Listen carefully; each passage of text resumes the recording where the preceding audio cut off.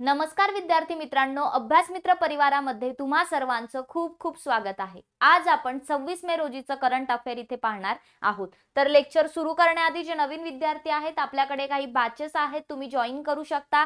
राज्य सेवा पूर्व परीक्षेसाठी त्याचबरोबर पूर्व मुख्य परीक्षेसाठी फाउंडेशन बॅच सुद्धा आहे। तसंच गट ब व गट क पूर्व मुख्य परीक्षेसाठी फाउंडेशन बॅच 3.0 आपण 5 जूनला सुरू करतोय, तर वर्षभराची बॅच आहे।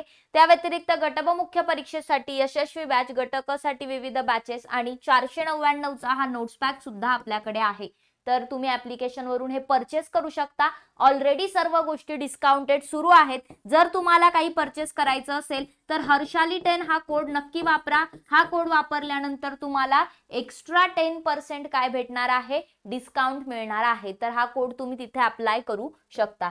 तर आपलं ऍप्लिकेशन जे आहे ते डाउनलोड करा, डिस्क्रिप्शन बॉक्स मध्ये लिंक आहे। बॅच नोट्स जे काही हवंय ते तिथून परचेस करा। टेलिग्राम आणि इंस्टाग्राम पेज सर्वांनी जॉइन करायचं आहे। तर लेक्चरला सुरुवात करूया। पहिला प्रश्न आहे, UEFA युरोपा लीग 2025 चे विजेतेपद कोणी जिंकले? तर मित्रांनो, या UEFA युरोपा लीगचे विजेतेपद टोटनहॅम हॉटस्पर या टीमने जिंकलेले आहे। तर 21 मे 2025 ला युनियन ऑफ युरोपियन फुटबॉल असोसिएशनचं जे युरोपा लीग झाली होती स्पेन मधील बिल्बाओ या ठिकाणी, तर तिथे UEFA युरोपा लीगच्या अंतिम सामन्यामध्ये टोटनहॅम हॉटस्परने मँचेस्टर युनायटेडला हरवलं, 1-0 ने हरवलं आणि त्यातून विजेता झाले टोटनहॅम। युरोपियन ट्रॉफीसाठी 41 वर्षाची त्यांची फायनल 41 वर्षापासून जिंकले नव्हते, तर ते जिंकले। 1984 नंतर टोटनहॅमचा हा पहिला काय होता, युरोपियन ट्रॉफीचं त्यांना विजेतेपद मिळालं। युरोपा लीग जी आहे ती UEFA द्वारे आयोजित फुटबॉल मधील एक महत्त्वाची स्पर्धा आहे। 55वी आवृत्ती यावेळी खेळण्यात आली होती। पुढचा प्रश्न, मे 2025 मध्ये राष्ट्रपती द्रौपदी मुर्मू यांनी किती शौर्य पुरस्कार प्रदान केले आहेत? महत्त्वाचा प्रश्न। सो लक्षात ठेवा, 2025 मध्ये टोटल 39 शौर्य पुरस्कार राष्ट्रपतींनी प्रदान केलेले आहेत। यामध्ये जर तुम्ही पाहिलं तर 6 कीर्ती चक्र देण्यात आलेले आहेत, त्यातले 4 मरणोत्तर देण्यात आलेले आहेत आणि 33 शौर्य चक्र, 7 मरणोत्तर आहेत त्यामध्ये सुद्धा। सो टोटल 11 पुरस्कार मरणोत्तर देण्यात आलेले आहेत। तर यामध्ये जर तुम्ही पाहिलं तर भारत सरकारकडून जे सशस्त्र दल आहेत, निमलष्करी दल आणि नागरिक जे आहेत त्यांना शौर्य आणि धैर्याच्या कृत्यांसाठी हे पुरस्कार दिले जातात। बाकी युद्ध काळामध्ये आणि शांततेच्या काळामध्ये जे चांगलं शौर्य दाखवतात अशा व्यक्तींना हे पुरस्कार देतात। सो भारताचे 2 सर्वोच्च शौर्य पुरस्कार कोणते आहेत? परमवीर चक्र आणि महावीर चक्र हे भारताचे 2 सर्वोच्च शौर्य पुरस्कार आहेत। ठीक आहे, तर हे लक्षात ठेवा। जागतिक कासव दिन 2025 कधी साजरा केला जातो? तर जागतिक कासव दिन 2025 हा 23 मेला ऍक्च्युअली जो आहे 2025 ला कधी साजरा केला असं म्हटलं पाहिजे। 23 मेला काय करण्यात आलेला आहे, तर हा साजरा करण्यात आलेला आहे। ठीक आहे, जो की दरवर्षी 23 मेला साजरा केला जातो जागतिक कासव दिन। ठीक आहे, तर या दिवसाचा उद्देश काय, लोकांना जागरूक करणं आणि कासवांचं संरक्षण करून त्यांच्या संवर्धनासाठी सक्रिय पावलं उचलणं। तर डान्सिंग टर्टल्स रॉक ही या वर्षीची काय होती, थीम होती। मे 2025 मध्ये कोणत्या संस्थेने पाणी आणि सजीव पेशींमध्ये सायनाइड शोधण्यासाठी फ्लोरोसेंट सेन्सर विकसित केलेला आहे? तर IIT गुवाहाटीने काय केलेला आहे, तर फ्लोरोसेंट सेन्सर डेव्हलप केलेला आहे। कशासाठी? तर सायनाइड जे आहे ते पाण्यामध्ये शोधण्यासाठी आणि ह्यूमन सेल्स मध्ये शोधण्यासाठी। जी कृष्णमूर्ती हे जे प्राध्यापक आहेत त्यांच्या नेतृत्वाखाली एक संवेदनशील फ्लोरोसेंट सेन्सर त्यांनी विकसित केला IIT गुवाहाटीने। तर त्यामध्ये पाणी आणि सजीव पेशींमध्ये सायनाइड सारखा जो घातक पदार्थ आहे जलद आणि अचूकपणे शोधण्यासाठी त्यांनी हे डेव्हलप केलं। हे तंत्र जे ते पर्यावरण संरक्षण आणि जैविक देखरेखीमध्ये एक महत्त्वाचं योगदान देण्याचं काम करतं। नेक्स्ट क्वेश्चन, मे 2025 मध्ये सुदानचे नवीन पंतप्रधान म्हणून कोणाची नियुक्ती करण्यात आलेली आहे? तर आफ्रिकेतला एक देश आहे सुदान, याचे नवीन पंतप्रधान म्हणून अब्दुल फताह अल बुरान यांची नियुक्ती करण्यात आलेली आहे। तर अब्दुल फताह अल बुरान जे आहेत हे 19 मे 2025 ला सुदानचे नवीन लष्कर प्रमुख जे होते जुने ते काय होते, पंतप्रधान बनलेले आहेत। आता 16वे अल इद्रिस चुकीचं थोडंसं आपलं आन्सर झालं इथे। अल बुरान हे काय आहेत, अब्दुल फताह अल बुरान यांनी हे जे लष्कर प्रमुख जनरल आहेत त्यांनी काय केली, कामिल अल्तेब इद्रिस यांची काय केलेली आहे, पंतप्रधान म्हणून 16व्या पंतप्रधानपदी नियुक्ती केली. एक्स्ट्रीमली सॉरी, 3 नंबर उत्तर आहे. 2021चं जे सत्ता पालट झालं होतं त्यानंतर पहिल्यांदाच काय झालं, नागरी नेतृत्वाचं पुनरागमन होत आहे आणि त्यामुळे देशाच्या यादवी युद्धादरम्यान एक महत्वाची राजकीय पाऊल आपल्याला उचललेलं दिसतं.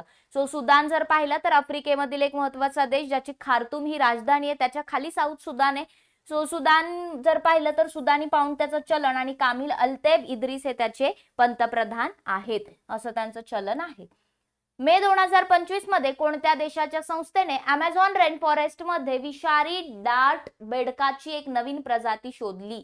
तर ब्राझील या देशाने काय केलेलं आहे, तर अमेझॉनच्या रेन फॉरेस्ट मध्ये डार्ट बेडकाची एक नवीन प्रजाती शोधलेली आहे. ब्राझील मधलं इन्स्टिट्यूटो नॅशनल डे पेक्विसास दा अमोझेनिया इथल्या जे रिसर्चर्स आहेत त्यांनी अमेझॉन रेन फॉरेस्टच्या जुरुआ नदी जी आहे तिच्या खोऱ्यामध्ये या विषारी डार्ट बेडकाची एक नवीन प्रजाती शोधली. हा जो शोध होता तो अमेझॉनच्या अत्यंत दुर्गम जुरुआ नदीच्या खोऱ्यात लागला.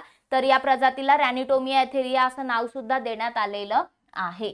तर ही जी प्रजाती आहे ती रॅनिटोमिया वंशातील आहे आणि डेंड्रोबॅटिडे कुटुंबाचा ती भाग आहे.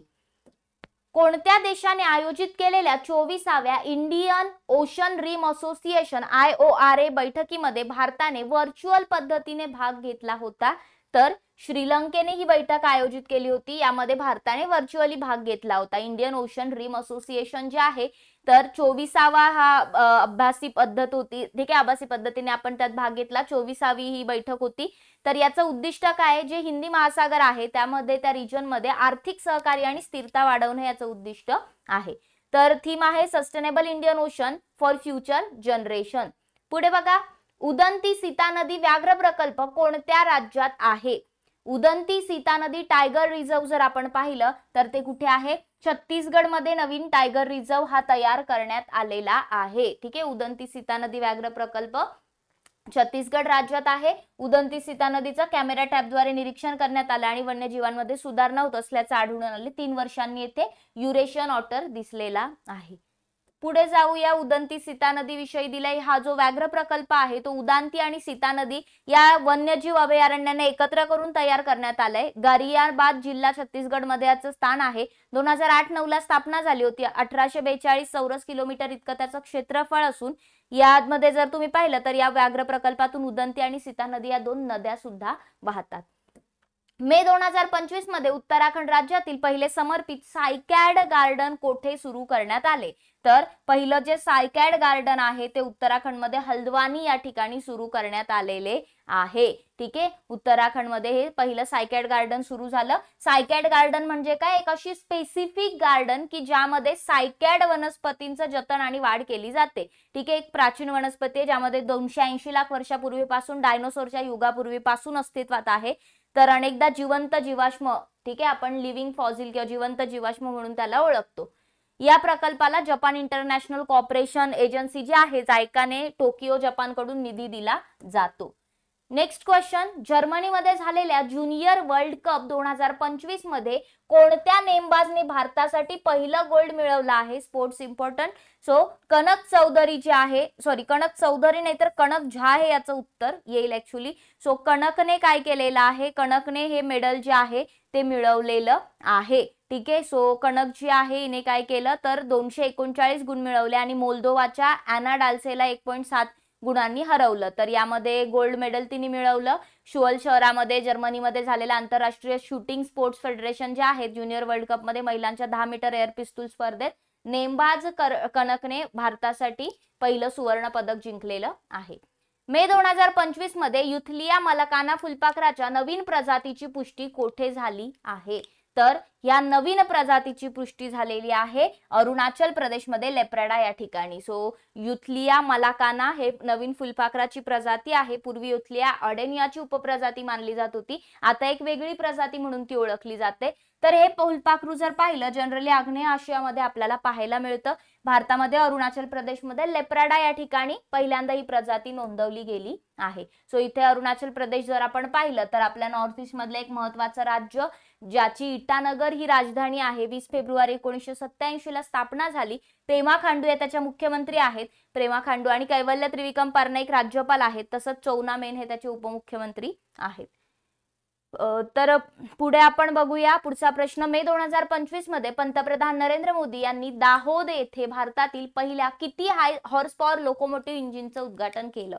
सो लोकोमोटिव्ह इंजिन जी आहे भारतातील पहिली, ती लक्षात ठेवा कुठे, तर दाहोद या ठिकाणी आहे. तर ती 9000 हॉर्स पॉवर इंजिनची आहे. पंतप्रधान नरेंद्र मोदी यांनी गुजरातमधील दाहोद या ठिकाणी भारतातील पहिल्या 9000 हॉर्स पॉवर इलेक्ट्रिक लोकोमोटिव्ह इंजिनचं उद्घाटन केलंय.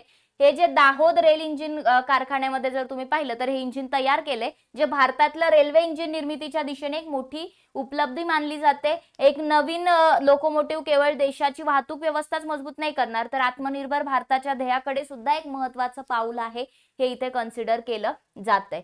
तर अशा प्रकारे आजचे प्रश्न झालेले आहेत. हा टेस्ट क्वेश्चन आहे, याचं उत्तर सर्वांनी कमेंट बॉक्समध्ये नक्की कळवायचे. आय होप लेक्चर आवडलं असेल. बाकी आपल्याकडे काही बॅचेस आहेत. राज्यसेवा पूर्व परीक्षेची बॅच आहे, पूर्व मुख्यसाठी आपल्याकडे बॅच आहे. गट ब पूर्व मुख्यसाठी 3.0 बॅच आपण 5 जूनला सुरू करतोय, तर ही बॅच नक्की जॉईन करा. गट ब मुख्य परीक्षेसाठी आपल्याकडे बॅच आहे यशस्वी बॅच. या व्यतिरिक्त घटक वगैरेच्या बॅचेस आणि 499चा हा नोट्स पॅक.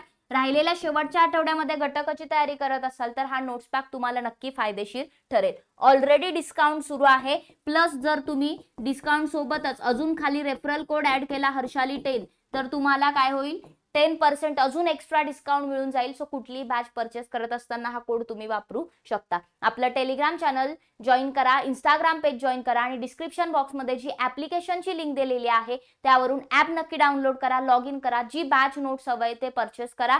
ऑलरेडी घेतलं असेल तर तुमच्या फ्रेंड्सला सजेस्ट करा. सो आय होप हे लेक्चर तुम्हाला आवडलं असेल, समजलं असेल. आज इथेच थांबूया, पुन्हा एकदा भेटू नवीन लेक्चरमध्ये. तोपर्यंत धन्यवाद. बघत राहा अभ्यास मित्र.